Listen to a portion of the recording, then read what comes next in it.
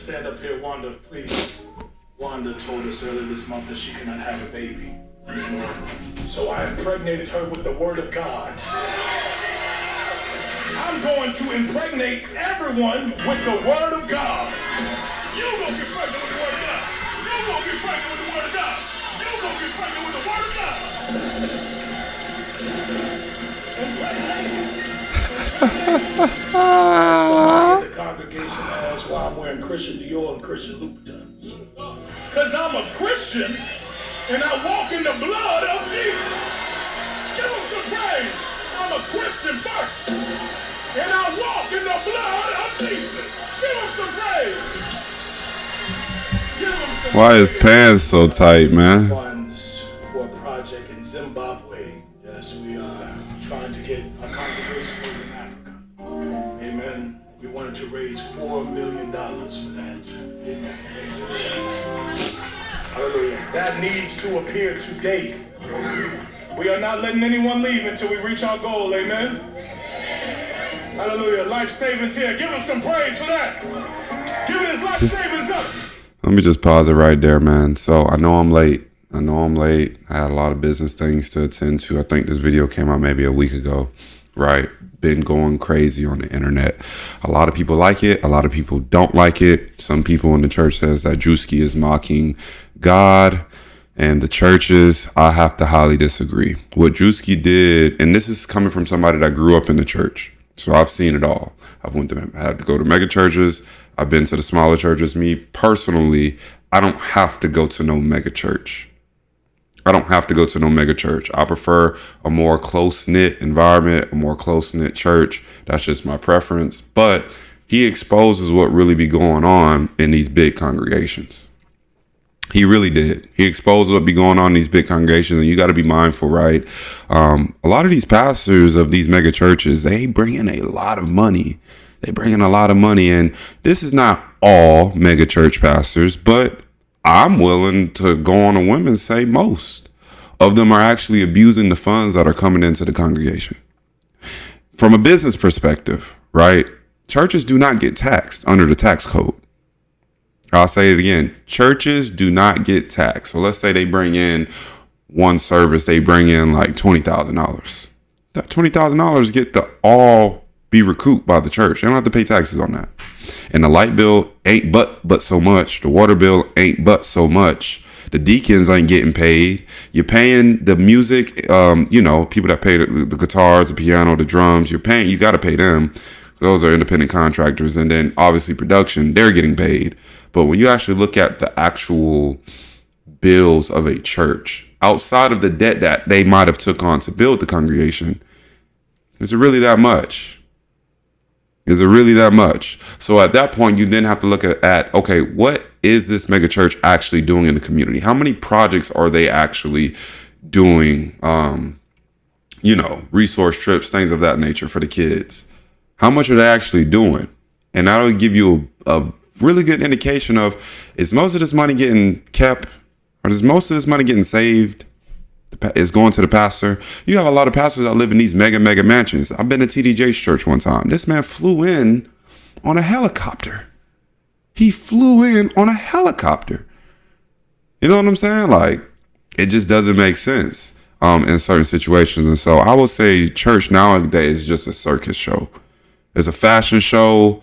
It's keeping up with the Joneses. Everybody want to come in on their nice cars and nice suits and dresses and makeup and dolled up and this, that, and the third. And don't let me even get started on how majority of these mega churches are pastors only out there for 30 minutes. I remember back in the day, man, the pastor used to be out there for a minimum of 45 minutes to an hour preaching. Nowadays, you got most of it taken up by the singing in the beginning, the outro, and the pastor's literally up there for 30 minutes and then he gets to go to the back. Literally. Let's keep going. Richie says,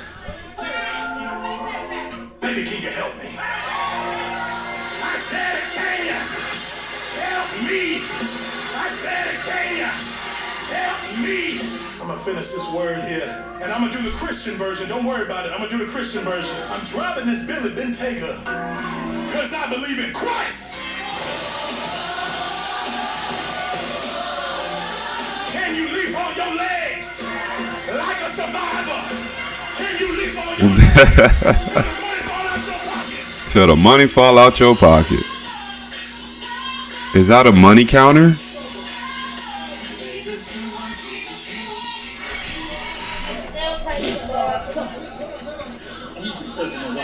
Come on, man. Get your hands off my car. You gave tithes and offering? No. Back the fuck up, man. Hey, now that was powerful. How are these pastors actually treating you outside of the congregation? How are they treating you in public? What are they actually really doing in the community? You know what he said? We're trying to raise $4 million for our new congregation in Zimbabwe, right? And for the real believers, Malachi chapter 3, verse 10, it talks about, and don't quote me, go and read the chapter for yourself. It talks about how God asks for his believers to donate 10%, and the heaven gates will open full of blessings. A lot of people take that seriously, and I think these pastors exploit that to the fullest degree. You done donated $4 million, and it's been 5 years later. Where's the congregation in Zimbabwe?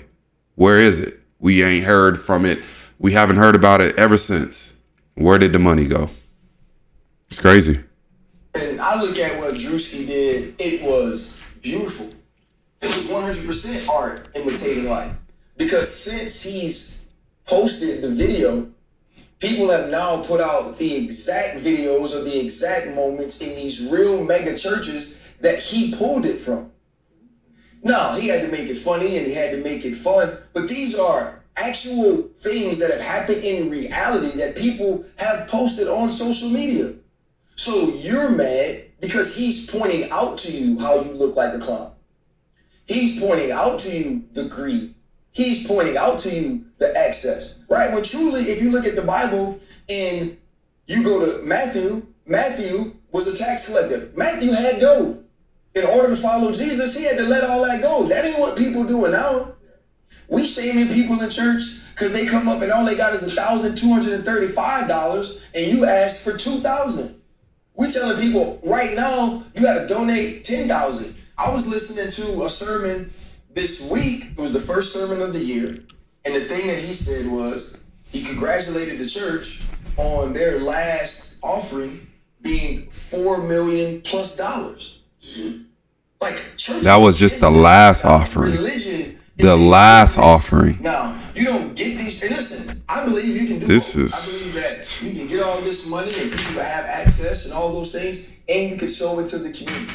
I don't know if that's the right way to do it, but I believe that you can do both. I believe that you can be committing to a church that wants to be a part of changing their community, embracing their community, bringing more people closer to God. I believe that. And I believe you can live in access. When he said, they asked me why we're Christian Louboutin, he said, because I'm a Christian and I walk in the blood of Jesus.